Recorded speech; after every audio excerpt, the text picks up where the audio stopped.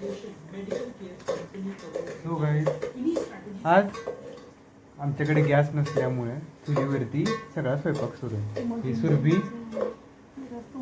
बटाटा,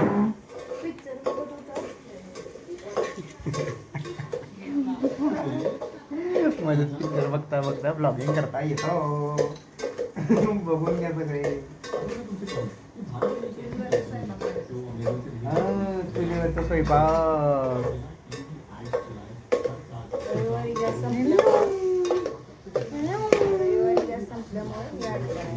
जोरात जोरात. रविवारी गॅस संपल्यामुळे हा उपाय. कुठला उपाय? चुलीवरचा स्वयंपाक. चुलीवरचा स्वयंपाक.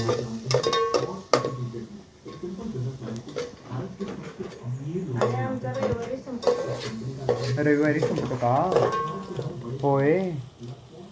इतर कुठल्या टायमात नाही, पण रविवारी संपतो. शनिवारी संध्याकाळी किंवा रविवारी.